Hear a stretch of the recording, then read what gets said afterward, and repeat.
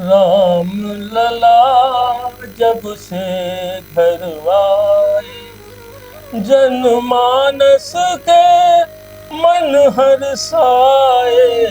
राम लला जब से घर आए। बहुत शानदार। यकीनन आपका कंठ बहुत शानदार है, बहुत धन्यवाद। सुरीली आवाज़ है। धन्यवाद। मालवीय जी, इसके अलावा आपका फिर अगली पायदान क्या रही साहित्य लेखन में?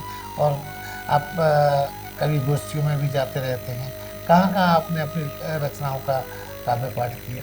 देखिए, जहाँ जहाँ मैं रहा वहाँ पर, जहाँ भी कहीं कभी काव्य गोष्ठी होती थी वहाँ पर मैं वहाँ पहुँचता था, और काव्य गोष्ठियों में मैं अपना जो योगदान दिया करता था। और तो क्या जब आप भारतीय वायुसेना में थे तब भी, और रेलवे में आए तब भी, ये आपका सिलसिला चलता रहा? जी हाँ, बिल्कुल यथावत चलता रहा। और मैं कुछ यहाँ की धरा का, झांसी की धरा से मेरे को विशेष प्रेम था। मेरे कई साथी थे जो बेंगलोर पुणे में सेटल हुए, किंतु मेरे को झांसी से विशेष लगाव था, रानी लक्ष्मीबाई के प्रति था। उसके बारे में मैंने एक कविता जो लिखी है, काफ़ी है, तो 20 रस की कविता है। मैं उसकी 2 लाइन आपके सामने उद्धृत करने स्वागत की है। दुआ करूँगा। मैं झांसी नहीं दूंगी, ललकार व्योम में गूंज गई। रानी लक्ष्मी बाई की गर्जना हरिदल को भूंज गई। झन झन झन झना उठी तलवार झलकारी बाई की। कट कट कर गिरन लगे फिरंगियों के मुंड। दामनी सी दमक उठी, चपला सी चमक उठी। चील कौए खाए फिरंगियों के रुंड। लंबी कविता है, जी किंतु छोटा सा भाग मैंने आपको जी जी। प्रस्तुत किया है। मालवीय जी, आपके अपने परिवार में कौन कौन है? देखिए, मैं अपने परिवार का एकमात्र पुत्र था, और जब भारतीय वायुसेना में मेरा चयन हुआ, मेरी एक बहन भी थी, पर जी हम एक भाई बहन थे। जी तो बड़ी विडंबना थी, मैं पौने 17 साल का था, जी किंतु मैं समझता हूँ कि मैं अपने माता पिता के संस्कारों से पला बड़ा हुआ, जिन्होंने मुझको अपने देश प्रेम की भावना से मुझको ओतप्रोत किया।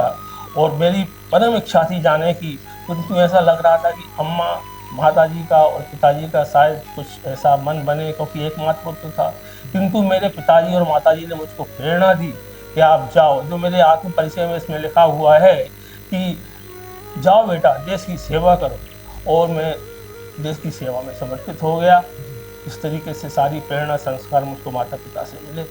तो टोटल आपके बच्चे कितने हैं? जी, मेरी पत्नी थी, जो पहली पत्नी, उनका स्वर्गवास हो गया था, उनसे 3 बच्चे हैं। पहली पुत्री है जो लगभग 50 साल की है, और थाने में वो एक स्कूल में वाइस प्रिंसिपल हैं। मेरा पुत्र पहली पत्नी से, जो कि DRDO में वैज्ञानिक है। तो तीसरा पुत्र वाइस प्रिंसिपल था, उसका आकस्मिक देहांत हो गया दुर्घटना में। और इस तरीके से दूसरी पत्नी मेरे जीवन में है, किरण मालवीय जी है। आई पहली पत्नी वंदना मालवीय थी। तो किरण मालवीय जी दूसरी पत्नी, उनसे मेरे को 3 पुत्र हैं। तो प्रथम पुत्र जो है वो एक इंजीनियर है, उन्होंने BE करके, और हिसार में वो एक इंजीनियर के पद पर कार्यरत है। फिर उसके बाद नीरज मालवीय जो पुत्र है, वो एक जन सेवा केंद्र चलाते हैं। और छोटा पुत्र धीरज मालवीय वो है जो हल्दीराम फैक्ट्री में एक ट्रेजरर की तरह काम करते हैं। तो सारे बच्चे संपन्न हैं, सब अपने पाँव विवाहित पे हैं? खड़े हैं, सब विवाहित हैं, और मेरे सब मिला के 9-10 नाती पोते भी हैं। जी। तो इस तरीके से एक संपन्न परिवार है, सभी सुखी है। मालवीय जी, आप हमें ये बताइए कि आपका एक पक्ष संगीत से भी जुड़ा है। आप किसी संस्था में आप गायन का भी काम करते हैं, तो वो किस संस्था से जुड़े हैं, और किस तरह की आपकी वो जो जीवन शैली है गायकी की, वो भी हमारे दर्शकों के तो साथ मैं शेयर कई करें? संस्थाओं से जुड़ा हुआ हूँ। संगीत मेरे जीवन का आधार है, ये माँ सरस्वती का वरदान है। तो मेरी एक कविता में मैंने उल्लेख किया है, जो मैं 2 शब्दों में 2 लाइन में बयान जी कर रहा हूँ। बर दो माँ हंस वाहनी, बर दो मैं सरस्वती सुत जग में कहाऊँ। मैं सरस्वती सुत जग में कहाऊँ। मेधा प्रज्ञा जागृत कर दो। तो बचपन से ही मैं कुछ फिल्मी गीत वगैरह भी गाया करता था। हम चाहेंगे हमें दर्शकों के साथ कोई फिल्मी गाना भी जी आप गुनगुनाइए, जी। उसकी कुछ तो पंक्तियाँ। जीने की राह का एक बहुत अच्छा गीत है, आने से उसके आए बाहर। जी स्वागत है।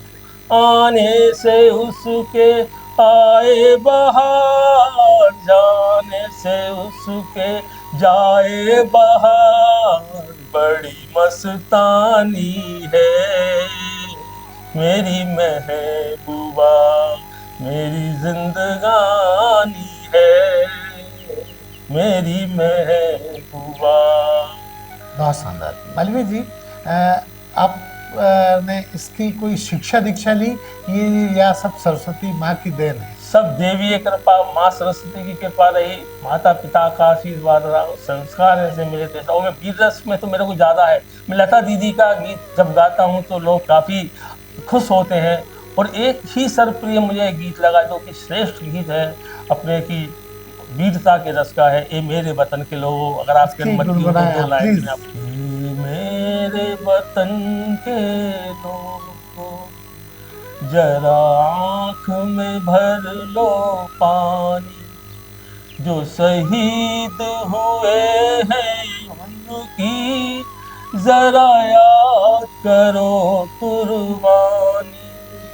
जब घायल हुआ हिमालय, खतरे में पड़ी आजादी, जब तक थी सांस लड़े वो, फिर अपनी लाश बिछा दी, संगीन पे धर के माथा, सो गए अमर बलिदानी।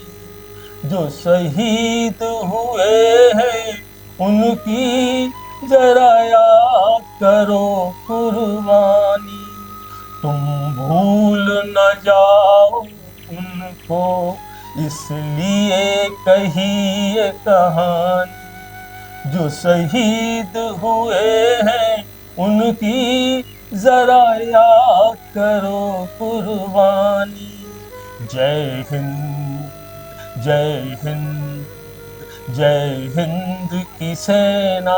बहुत शानदार, बहुत शानदार।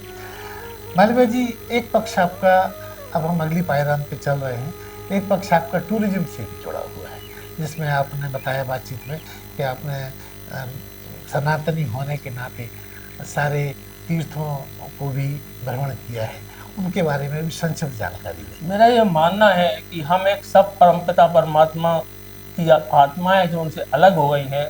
विभिन्न देशों में हमने एक शरीर धारण कर रखा है, तो हम विभिन्न वर्ग संप्रदाय हैं, और अंत में इस शरीर को छोड़ के हमने उन्हीं से मिलना है। तो हम सारे के सारे भाई भाई हैं। ये विश्व बंधुत्व की भावना सबों में समाहित हो और वसुदेव कुटुंबकम की स्थापना हो सके। जहाँ तक कि मैं तीर्थ भ्रमण की बात करता हूँ तो ये भी सिर्फ देवीय कृपा होती है। देवीय कृपा से मैंने चारों धाम की यात्राएं की सपत्नी पत्नी के साथ, और नौ जो अपनी शक्तिपीठ है देवी माता की, वहाँ पर भ्रमण करने का सौभाग्य प्राप्त हुआ। उसके बाद 14 अपने जो ज्योतिर्लिंग है, 12 ज्योतिर्लिंग है, 12 ज्योतिर्लिंग के भी दर्शन करने को मेरे को सौभाग्य प्राप्त हुआ। इसके अलावा मैं समझता हूँ कि भारतवर्ष का कोई भी ऐसा तीर्थ है उसका मेरे को सौभाग्य मिला, सभी तीर्थ का मैंने दर्शन किए और भ्रमण किया हुआ है। और एक ये सब देवीय कृपा थी मैंने सारा प्राप्त किया अपने जीवन में, और उनकी कृपा से मैं शायद समझता हूँ 100 आलोकित हूँ। मेरी एक कविता है, उसमें मैंने उसका वर्णन किया है कि विश्व बंधुत्व की मन में हो भावना, वसुदेव कुटुंबकम की हो स्थापना। और उसमें मेरी कविता के जो कि बिंदु हैं वो मुख्य हैं, द्वेष कलुषता मन से त्यागो, सो दिव्यता के प्रकाश में जागो, सारे जग को मित्र बनाओ, प्रेम स्नेह की बरखा बरसाओ, विश्व बंधुत्व की मन में हो भावना। तो माता रानी की कृपा कुछ ऐसी हुई, माँ सरस्वती जी की और सभी हमारे देवी देवताओं की, बुजुर्गों का आशीर्वाद मिला और संस्कार का मिला। क्योंकि हिंदू हमारा सनातन धर्म जो है वो ऐसे ही संस्कार देता है, उसकी दिव्यता से मेरे को सारी जगहों का भ्रमण करने को मिला। मैं समझता हूँ कि आभारी हूँ प्रभु का, उन्होंने मुझे सौभाग्य दिया। जी मालवीय जी, चूँकि आप इतने सारे अपने काम किए हैं और बहुत सारी संस्थाओं में आप पदाधिकारी भी हैं, उनका भी क्रमवार उल्लेख करें ताकि हमारे दर्शक आपको जान पाए। एक राष्ट्रीय हिंदू महासभा है जो कि मतलब बरेली से हमारे विवेक शर्मा जी संचालित करते हैं। उसका मैं जिलाध्यक्ष झांसी का था पहले, फिर राष्ट्रीय अध्यक्ष बनाया गया। तो हम लोग, मैं घर पर ही 20 तारीख को गोष्ठी करता हूँ हर माह, और हम लोग बिंदुओं पर विचार करते हैं ताकि हमारी सनातन धर्म संस्कृति का पोषण हो सके और उसको हम बच्चों में संस्कार डाल सकें। फिर रेलवे पेंशन एसोसिएशन नगरा शाखा का मैं सचिव हूँ, जहाँ पर हर माह की हम 11 तारीख को आर समाज मंदिर में मीटिंग करते हैं और उनकी समस्याओं का निराकरण करते हैं, निदान करते हैं। इस तरीके से मैं विश्व हिंदू परिषद से जुड़ा हुआ हूँ। मैं बालकाल से ही मैं राष्ट्रीय स्वयंसेवक संघ में स्वयंसेवक रहा था, और इसके बाद आजकल मैं विश्व हिंदू परिषद में भी सत्संग प्रमुख का कार्यभार संभाल रहा हूँ। और इसके अलावा मैं एक मधुरम परिवार है हमारा जो कि संगीत के कार्यक्रम करता है, उससे जुड़ा हुआ हूँ। कलार्पण एक ग्रुप है, उससे जुड़ा हुआ हूँ। अखिल भारतीय भूतपूर्व सैनिक सेवा परिषद है, उससे भी जुड़ा हुआ हूँ। हमारा एक एयर वेटरन का ग्रुप है, मैं उससे भी जुड़ा हुआ हूँ। ऐसे हमारे डॉक्टर जितेंद्र तिवारी जी का जिला जन कल्याण महासमिति जो रानी झांसी फाउंडेशन है, उस ग्रुप से भी मैं जुड़ा हुआ हूँ। ऐसे मैं समझता हूँ रोटरी क्लब का भी मैं मेंबर हूँ। इस तरीके से मैं मालवी जी, आप इतने सारे क्लब से और संस्थाओं जुड़े हुए हैं, ऐसा कौन सा पदार्थ लेते हैं जो आप 72 साल की उम्र में भी इतने एनर्जेटिक हैं? आपने सत्य कहा। अगर मैं समझता हूँ कि हर मानव ईश्वर पर विश्वास करने लग जाए और सनातन धर्म और संस्कृति को अपना ले। देखिए भाइयों, ये सारे के सारे हम एक परम पिता की, परमात्मा की संतान हैं। हम जातियों के बंधन से बाहर निकले और इस भावना से जिए जो विवेकानंद जी ने कहा था, हम भाई भाई है, और पूरा विश्व एक जन समुदाय भाई भाई के नाते विश्व बंधुत्व की भावना से वसुदेव कुटुंबकम की स्थापना करें। तो ये आभा, जो ऊर्जा मुझको मिलती है, मैं समझता हूँ ईश्वर से मिलती है। तो ईश्वर में आप विश्वास करें। सारे लोगों से मेरा निवेदन है, और उस परमपिता परमात्मा के अस्तित्व को स्वीकार करें। आप संस्कार युक्त हो जाएंगे और आपको सारी दिव्यता और आभा अपने आप स्वतः ही मिल जाएगी, और आप जीवन में ऊपर की तरफ आप उन्नति करते जाएंगे। तो मेरे जीवन में मैं समझता हूँ यही मेरा ऐसा है कि मुझे ऐसा प्रभु की कृपा मिली है। मालवीय जी, चूंकि आप अच्छे वरिष्ठ साहित्यकार हैं, रचनाएं भी आपने खूब लिखी हैं, अगर हम बुंदेली की बात नहीं करेंगे तो ये अधूरी। हाँ जी, बुंदेली। तो मैं चाहूंगा कि कोई आप बुंदेली प्यारी माटी जो है वो मुझको बहुत प्रिय है, और बुंदेली के लिए मैं रचना लिखूंगा और एक काव्य संग्रह भी प्रकाशित करूंगा। तो उसमें मेरी बहुत ही लोकप्रिय जो एक है बुंदेली रचना, वो मैं आपके सामने उसकी चंद लाइनें प्रस्तुत कर रहा हूँ, जो एक लोकगीत पर आधारित है। देखिए, एक दृश्य है कि यहाँ पर अब बुंदेलखंडी में देखिए, हम कवि लोग हैं, हम तो सत्य का ही परिचय कराएंगे। अधिकांश लोग क्या करते हैं, या ड्रिंक ज़्यादा करते हैं, घर में काम नहीं करते हैं, बच्चे परेशान है। गाँव का एक छोटा सा गरीब परिवार है, तो बच्चे रो रहे हैं, सवेरा हो गया है, पति जो है ड्रिंक के हुए पड़े हैं, पत्नी तो देवर है। देवर हमारे यहाँ राम लक्ष्मण सीता का परिचय जैसे होता है, तो हमारा जो देवर है वो सब घर को संभालता है, भाभी जी के बच्चों की देखभाल करता है। तो भाभी उससे कुछ कह रही हैं, ओनोने लला अलोने लला, काय खोले आए जो खाली डला। घास मंगाई थी गाय के लिए, तो वो नहीं लाया था, तो उनसे वो कह रही हैं, मैंने मंगाई थी घास फूस, एक शेर कुटकी पसेरी भरी भूस, इते उते गिरते काए लला, काए लला। उसको शंका है कहीं ये भी तो ड्रिंक सुबह सुबह करके नहीं आ गया है। आगे वो कहती है, मोड़ी मोड़ा फुन सारे से रो रहे, खसम जू चदरा तान के सो रहे। अरे भैया को जरा घरे आओ लला, घरे आओ लला, और चाय बना रही गटक के जइयो। एक मिठास से प्यारे गटक के जइयो, चाय बना रही गटक के जइयो, मोड़ी मोड़ा के लाने बिस्कुट लइयो, और गैया से दूध जरा काढ़ो लला। और वो कहती हैं कि ठठरी बन जाए ऐसे खसम की, लुगाई की फिक्र है ना बच्चन की, और लचालच निकल जाए जाकी ठठरी लला, और नोने लला, और नोने लला। तो ये एक दृश्य हमने किया है जो बुंदेलखंडी के उसमें होता है। और भी इसमें कविताएं जो है मैं सृजन कर रहा हूँ, करूँगा, और हास्यात्मक भी रहेगी, कलात्मक भी रहेगी, क्योंकि हमारे बुंदेलखंड सारी कलाओं से परिपूर्ण है, बड़ी समरस नव भाषा रस्ता है, समरसता है। तो मेरी एक काव्य संग्रह बुंदेलखंड गीतों पर भी प्रकाशित है जी। माली भाई जी, आपका जो इतना बड़ा ट्रैक रिकॉर्ड है, आप बहुत सारी जगह आप काव्य पाठ करने जाते हैं, सम्मानित कहाँ कहाँ हुए, मुख्य जगह की जानकारी दें। देखिए, सम्मान की जहाँ तक बात है, मैं सम्मान को एक नज़र से देखता हूँ, कोई छोटा और बड़ा सम्मान नहीं होता है। सम्मान सब एक ही जैसे होते हैं। मुझे बहुत से सम्मान मिले हैं जो मेरे मैंने यहाँ पर देखा लगे वो हुए आपकी हैं। वॉल पे तो साहित्य सुशोभित भूषण हो रहे सम्मान हैं। मिला हुआ है मुझको यहाँ पर, बुंदेलखंड सांस्कृतिक मंच है, संस्कृति मंच है, वहाँ से मिला है। संस्कृति कला साहित्य मंच है, वहाँ से सम्मान मिला हुआ है।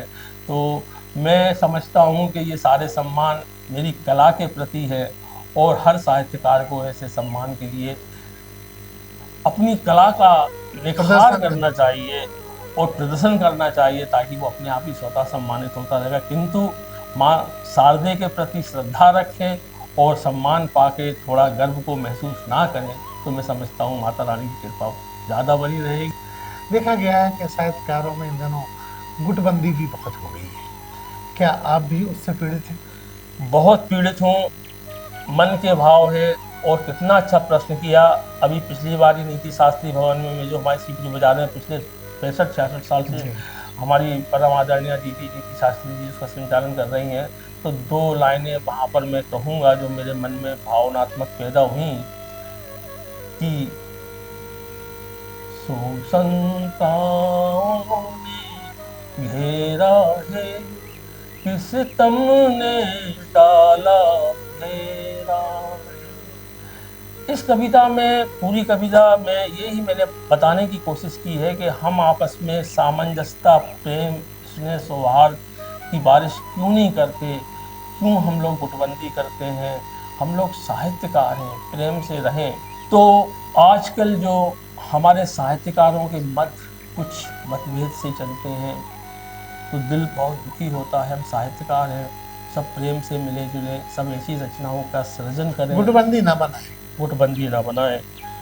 तो मेरे दिल के कविता के भाव हैं, सो शंकाओं ने घेरा है, ये किस जोगी का फेरा है। इस सीधे सादे जीवन में क्यों गम ने डाला डेरा है। अब क्यों वो फूल नहीं खिलते, क्यों कर बाहर शर्माती है।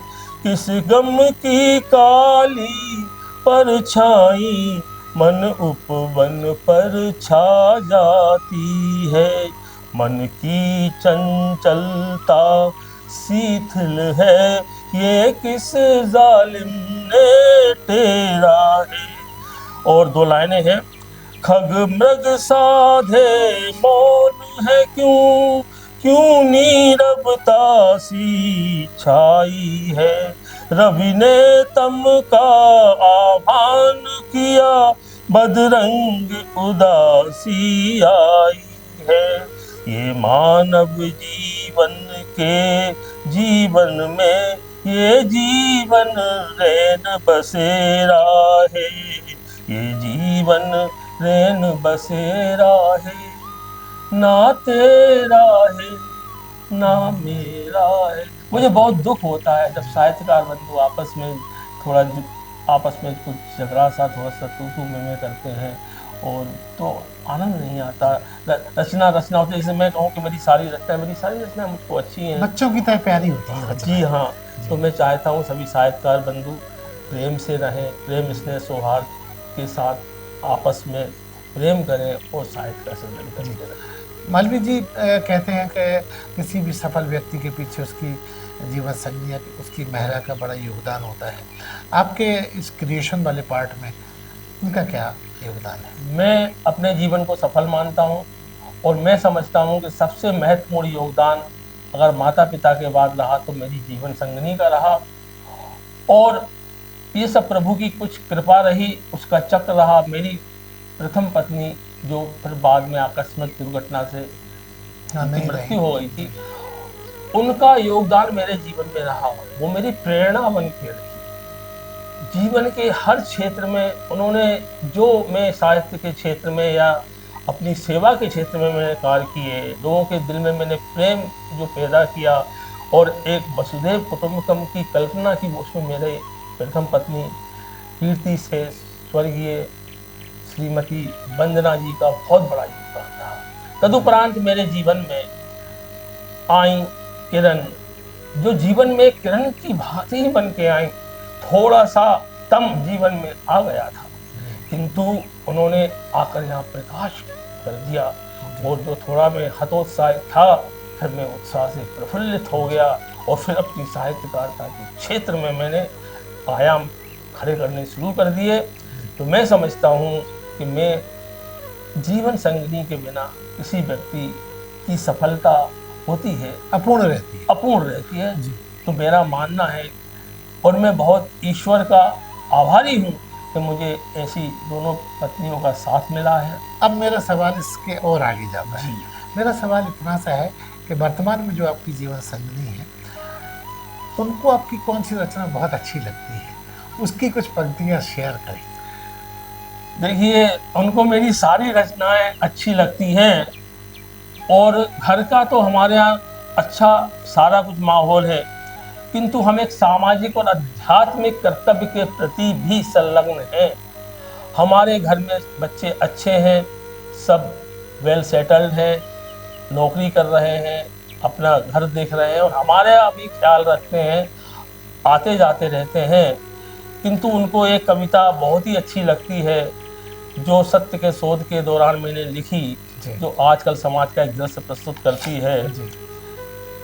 कलयुग के आंगन में सत्य ने एक पादप रोपा, यह सोचकर कि उसमें विचरते नवजात पक्षियों को आश्रय मिलेगा, उसे भी और सभी को मिलेगी शीतल छाया, जिस छाया में वह कलयुग की तपती धूप में कुछ पल चैन की सांस ले सकेगा, प्राप्त कर सकेगा कुछ ऊर्जा। कलयुग के साथ संघर्ष के लिए वह पादप अब वृक्ष बन गया। आश्चर्य, उस वृक्ष की जड़ें आसमान की तरफ बढ़ती रहीं। जो आजकल समाज में बच्चों में संस्कार नहीं हो रहे हैं, हम देख रहे हैं, उसको इस चंद लाइनों में मैंने परिभाषित किया है। और ये प्रेरणा मेरे को मेरी पत्नी से ही मिलती है कि उस वृक्ष की जड़ें आसमान की तरफ बढ़ती रहीं और शाखाएं जमीन में धंसती रहीं। हे प्रभु, ये क्या हुआ? हर पल वह सींचता रहा था उस वृक्ष को, सत्य से, धर्म से, संस्कार से, सिद्धांतों से, नीति आदर्श से। किंतु यह क्या, उस वृक्ष में पुष्प नहीं, कांटे निकले, जो सत्य को प्रतिपल चुभते रहे। कालांतर में वो कांटे बड़े होते रहे, ज्यादा चुभन देते रहे, धंसे रहे सत्य में। सत्य उम्र दराज, हताश, निराश, सिर हाथों में पकड़ निढाल, अभी भी उस वृक्ष के पास पड़ा है, उम्मीद में, इस सोच में कि कभी तो वृक्ष सीधा होगा। हम जो आज सामाजिक परिवेश में देख रहे हैं, बच्चों में संस्कार नहीं है। मैं समझता हूँ मेरे परिवार से आप लोगों को प्रेरणा लेना चाहिए, और हम बच्चों को धार्मिक संस्कार बचपन से ही देना शुरू कर दें, उनको संस्कार के साथ युक्त करें, तभी हम इस परिवेश को बदल पाएंगे। जी मालवीय जी, 2026 शुरू हो गया है। लोग आमतौर पर डायरी और कैलेंडर बनाते हैं। आप अपनी जिंदगी में क्या नया परिवर्तन करने वाले हैं? बहुत अच्छा कहा। एक पता नहीं, आपके प्रश्न मेरे मन के उद्गार से ही निकल रहे हैं। हमारे 4 वेद हैं, 4 बहुत सी चीजें हैं, तो सभी 4 हैं, और मैं 3 मंत्र देखता हूं जो वेदों से ही जनित हैं। अस्तो मां सद्गमे, तमसो मां ज्योतिर्गमे, मृत्योर मां मृतम गमे। समों को परिभाषा मालूम है, परिभाषित नहीं करूंगा, ज्यादा समय लगेगा। किंतु जो आज की मूल आवश्यकता है वो है स्थूलो मां सूक्ष्म गमे। हमको भौतिक बात से आत्मिक बात की तरफ जाना पड़ेगा, हमको अध्यात्म बात की ओर जाना पड़ेगा, हमको सूक्ष्म बात की ओर जाना पड़ेगा, तब हम मानव होकर एक दूसरे को समझ पाएंगे। और मेरे कविता की एक लाइन है, अहम ब्रह्मास्मि के भाव जगाओ, तुम ब्रह्मसि के भाव निभाओ। मैं भी ईश्वर का अंश ब्रह्म हूँ, आप भी ईश्वर के अंश ब्रह्म हैं, हम दोनों भाई भाई हैं। हम जातिवाद के बंधनों से बाहर आए, हम उपनिवेशवाद से बाहर आए। हम ये ना सोचें हम किस देश के हैं, हम सब भाई भाई हैं। इस भावना से अभिभूत हो जाएं। मेरा ये संदेश सबों को देना चाहता हूँ। और मेरी अगली पुस्तक का नाम भी होने वाला है स्थूलों सूक्ष्म में, कि आप सभी लोग अध्यात्मवाद की ओर आइए। सत्य सनातन धर्म से बड़ा कोई धर्म नहीं है, वही तो एक आदि धर्म है, उसकी तरफ आइए आप। सर्वप्रथा सब जगह शांति छा जाएगी। सर्वे संतु निरामया, सर्वे भद्राणि पश्यन्तु, माँ कश्चित् दुख भाव भवेत्। तो ये थे कैलाश नारायण मालवीय जी, जो अपनी धार्मिक यात्रा, अपनी वायुसेना वाली यात्रा, रेल यात्रा, बहुत सारी यात्राएं इनकी हैं। हालांकि छोटे से इंटरव्यू कहाँ पाना बड़ा कठिन है। बंजारा बीट के साथ बड़ी उन्मुक्तता के साथ शेयर कर रहे थे। बंजारा बीट से बात करने के लिए मालवीय जी बहुत बहुत धन्यवाद। धन्यवाद, आपका भी बहुत बहुत धन्यवाद। अरे हाँ, इस चैनल को लाइक और सब्सक्राइब करना ना भूलें। देखते रहिए बंजारा बीट्स।